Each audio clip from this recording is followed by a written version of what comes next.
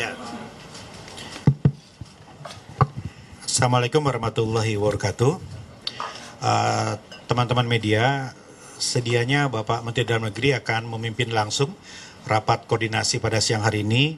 Tapi karena beliau bertugas mendampingi Bapak Presiden dalam kegiatan kenegaraan di Singapura, maka beliau meminta kami untuk mengadakan rapat yang sangat penting ini. Rapat ini dihadiri oleh seluruh pihak yang terkait langsung dalam proses-proses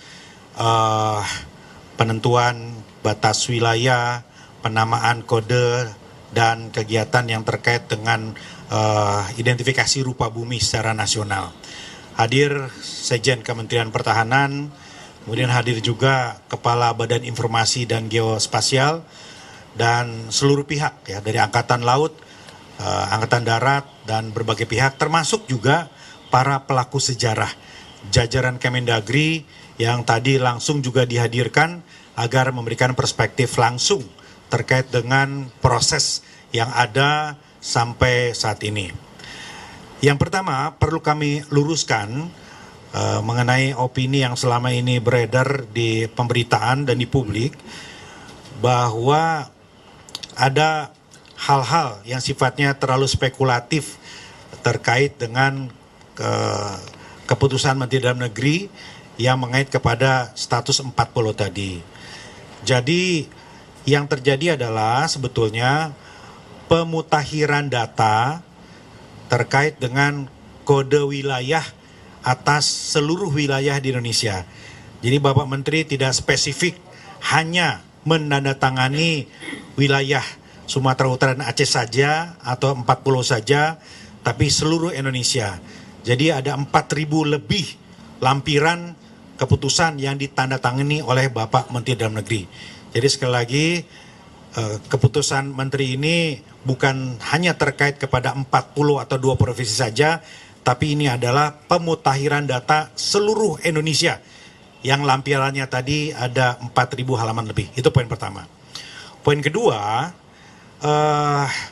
Kementerian Dalam Negeri dalam memutuskan batas wilayah dan alokasi teritori ini tidak saja menimbang faktor geografis, misalnya kedekatan secara wilayah, tetapi juga ada data fakta historis, politis, dan kemudian juga data-data sosial dan kultural.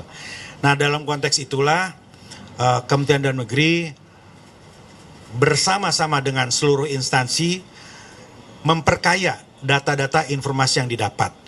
Pada rapat hari ini tadi telah disampaikan data-data sebagai landasan untuk memutuskan secara final terkait dengan status 40 tadi.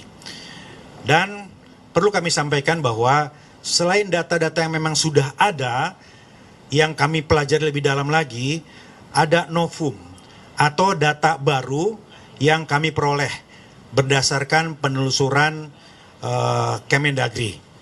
Nah, data yang baru ini, novum ini tentu akan kami jadikan melalui satu kelengkapan berkas untuk kemudian kami sampaikan, kami laporkan ke Bapak Menteri Dalam Negeri untuk kemudian beliau sampaikan kepada Bapak Presiden. Kami sore ini menyepakati bahwa keputusan akhir adalah didapat dari data-data yang hari ini dikumpulkan oleh forum rapat lintas instansi ini untuk kemudian Pak Menteri laporkan kepada Bapak Presiden. Demikian yang bisa kita sampaikan. Kami persilakan Pak Sekjen, Pak Kepala BIG, cukup Pak Sekjen Kemendagri. Nah, silakan teman-teman apabila ada yang ingin sampaikan. Apa data terbaru yang didapat oleh kami belum bisa sampaikan, ya itu substansinya nanti akan kami sampaikan langsung ya. Tetapi data-data ini sangat penting sekali untuk mengambil keputusan. Ya, data-data ini insya Allah akan sangat bermanfaat untuk menghasilkan keputusan yang terbaik bagi semua. Hari ini belum kami sampaikan, nanti kami akan langsung sampaikan kepada Bapak Mendagri untuk beliau sampaikan kepada Bapak Presiden. Datanya terkait apa? Mungkin Iya. Penegasan ya Pak, berarti kan ini masih keputusan belum menjadi Permendagri, artinya ini 4 pulau ini belum masuk sumut ya, statusnya belum final mengikat atau kenapa statusnya dari bawah masih keputusan Mendagri. Ya, seperti yang juga disampaikan oleh Pak Menteri Dalam Negeri, tidak ada keputusan yang tidak bisa dirubah atau diperbaiki, begitu ya. Apapun itu prosesnya, tetapi kami tentu mendengar, menimbang, mempelajari semua masukan, semua data dan perspektif yang disampaikan untuk kemudian menjadi keputusan akhir tentang status kepemilikan 4 pulau tadi. Pak, bukti baru yang ditemukan tadi itu bakal mempengaruhi atau mengubah nggak itu keputusan Mendagri yang sudah dikeluarkan sebelumnya? Iya, iya. Bukti baru tadi penting karena bisa menjadi landasan yang sangat kuat yang bisa menentukan keputusan kepemilikan pulau tadi.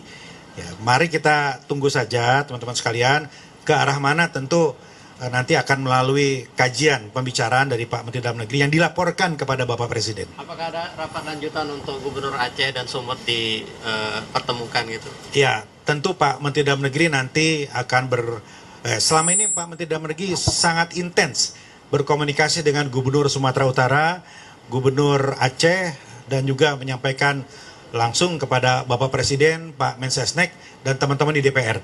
Jadi Pak Menteri ini aktif membangun komunikasi dengan semua, dengan DPR, dengan Istana, dan juga dengan pimpinan wilayah. Tidak saja dengan Gubernur, tapi juga dengan Bupati. Pak, soal kekhususan otonomi di Aceh dan juga perjanjian Helsinki sendiri gimana Pak? Apakah ini memperkuat posisi Aceh yang memang di media itu mengklaim bahwa itu pulau Papua? Kami sangat melihat apa yang disampaikan Pak Yusuf Kala itu penting untuk menjadi rujukan karena mengacu kepada dokumen Helsinki dan Undang-Undang 1956. Namun demikian tentu seperti dokumen-dokumen yang lainnya perlu kita dalami dan kita pelajari masing-masing substansi ke arah mana petunjuk untuk kepemilikan yang lebih permanen begitu. Pak, hukum tadi itu yang ditemukan tadi itu atas pengajuan dari pihak mana Pak? Apakah memang temuan dari tim verifikasi di Kemendagri atau ada pengajuan dari Pemprov Aceh atau dari Tapanuli Tengah dan Sumatera Utara? Ya, ini penelusuran dari Kemendagri. Ya, Pak Sekjen memimpin langsung karena memang begitu persoalan ini menjadi atensi publik, kami bekerja keras. Dokumen itu hal yang paling mutlak yang harus dikumpulkan. Jadi kami pelajari secara kronologis karena ini rentangnya sangat panjang, ya teman-teman sekalian, sangat panjang. Setiap momen-momen yang menentukan itu kami telusur lagi dokumennya. Nah, Pak Sekjen memimpin langsung tadi dan menemukan beberapa dokumen yang kami yakin menjadi landasan yang sangat penting. Kapan targetnya ini akan ditetapkan Pak dan apakah sudah ada arahan? Seperti yang disampaikan Pak Dasko, Presiden sangat memberikan atensi dan akan mengambil keputusan dalam jangka waktu yang tidak lama. Ya, seperti disampaikan oleh Pak Dasko. Ya. Ada arahan khusus nggak Pak dari Presiden Prabowo setelah kasus itu diambil alih oleh Presiden? Ya, saya kira seperti yang disampaikan, persoalan ini adalah atensi kita semua. Perlu untuk dikuatkan kebersamaan kita semua dalam menangani kasus ini. Dan kami juga berkomunikasi dengan para kepala daerah untuk membangun situasi yang kondusif. Mari kita fokus kepada data-data tidak saja geografis, tapi juga data-data historis, itu penting. Dan salah satu data historis itu yang saya kira banyak dibahas di pertemuan rapat pada siang hari ini tadi. Yang lain barangkali silakan. Kalau tidak ada? Bakal diumumkan setelah Pak Presiden pulang dari Rusia atau? Wah, kami sampaikan laporan itu sore ini juga ke Pak Mendagri untuk beliau sampaikan ke Bapak Presiden, ya. Pak, untuk pemanggilan Gubernur Sumut dan Acehnya itu kapan Pak jadinya Pak? Ya, itu nanti ditentukan berikutnya oleh Pak Mendagri. Ya, pasti Pak Mendagri akan umumkan dan akan sampaikan. Ya, saat ini beliau masih bertugas menampingi Bapak Presiden. Kalau tidak ada, saya kira cukup ya. Sekali lagi terima kasih. Wassalamualaikum warahmatullahi wabarakatuh. Retret sambil jalan aja lah doorstop nanti ya. Terima kasih. Terima kasih Pak. Ya, terima kasih. Pak Dirjen, jujur lagi ya. Ayo, Pak, makasih. jangan potong. Jangan potong.